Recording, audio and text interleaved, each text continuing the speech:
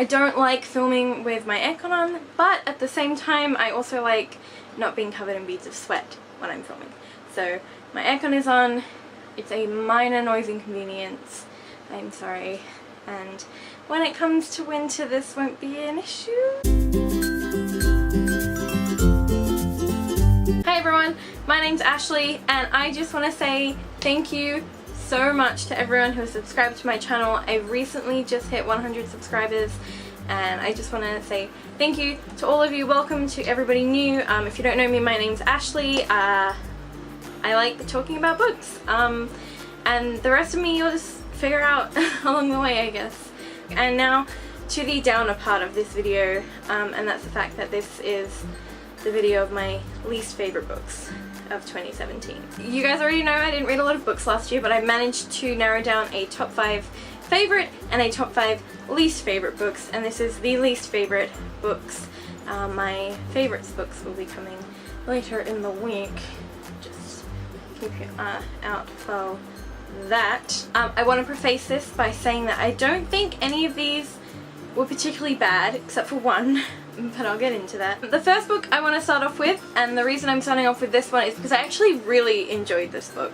It was a great book and I did enjoy reading it, but there were a few things that I couldn't get past. And that book is The Gods of Gotham by Lindsay Fay. I picked up this one because I really enjoyed Jane Steele, which was the book by Lindsay Fay that was on everybody's favorite reads of 2016 list. While I really did enjoy this in terms of the mystery and the history and everything surrounding it, there were just some things that I couldn't get past. Right at the start there is a Flash terminology. Flash is like slang, and I just kept having to flick back and read that, and that sort of hindered the enjoyment of the book for me. The other thing that really annoyed me about this book was the character of Timothy Wilde. He is nosy, he is hopelessly in love with a girl who doesn't have a second for him.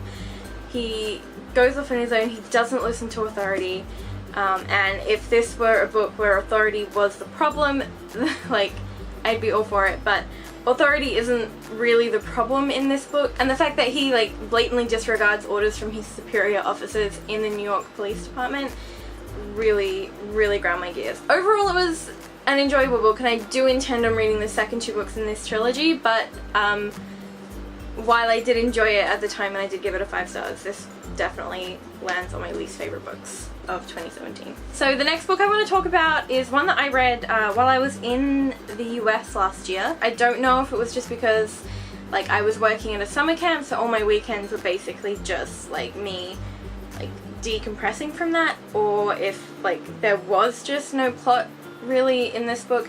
But that book is P.S. I Like You by Casey West. I read The Villain Boyfriend when I was in the United States in 2016, and I really enjoyed that. I thought that was a cute fluffy romance, and it had some good messages and stuff like that. But this one, it just sort of fell flat for me. This book is about Lily, who writes song lyrics on her desk at school, which is basically vandalism. And the next day she comes into her class and there's someone else who's written back, and so slowly they start leaving each other letters, and eventually they get to the point where Lily realizes that the person who is writing her letters is not the person she wants to be writing her letters. And it's just I don't remember too much. I don't even remember the guy's name. It was cute, but it wasn't hard-hitting, and it didn't have any messages, and I just really couldn't care less about this book. The next book I want to talk about I got out of the library, and that is Brain Camp by, I believe it's Susan Kim. I'll leave the cover here so that you guys can see it.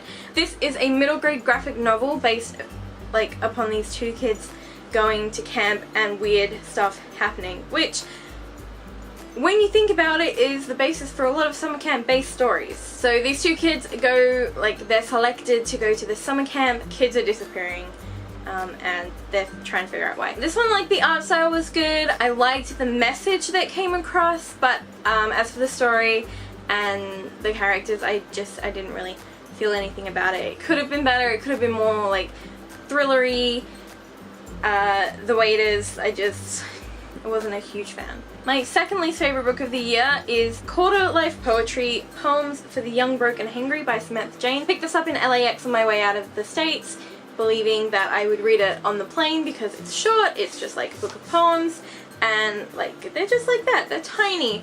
And I probably got about halfway through and put it in the back of the seat in front of me and almost left it on the plane when I landed in Sydney. So if that doesn't tell you how much I did not enjoy this book, I don't know what will. My least favorite book of the year makes me so upset because I had such high hopes for this one. And the first book in its trilogy was actually one of my favorite books in 2016. So I'm really disappointed on this one. And that is The Last of August by Brittany Cavallaro. This is the second book in the Charlotte Holmes trilogy.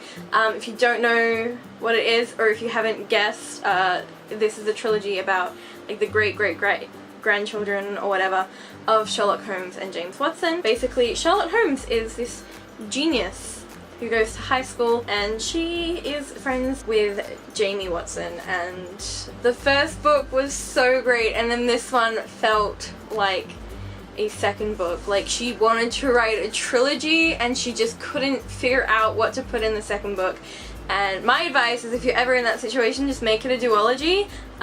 But this one, it rambled, there was a lot of drawn out plot lines that didn't really make sense, there was like no answers at the end of the book.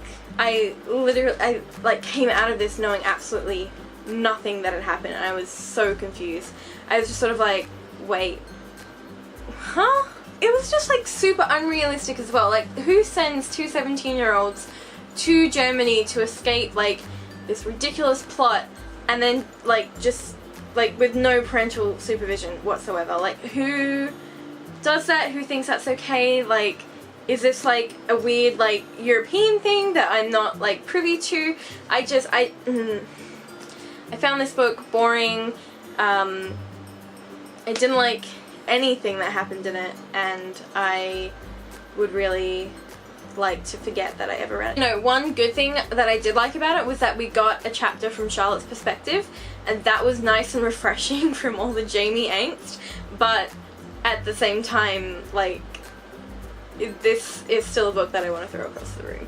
I will finish reading the series because I have hopes that, like, with how good the first one was, the third one might redeem this one a little bit, but I'm definitely not going to have very high expectations for the third one. Let me know what your disappointing reads were for last year down in the comments below. Give this video a like if you liked it, and don't forget to hit that subscribe button, and I will see you next time with my favorite reads of 2017. Bye!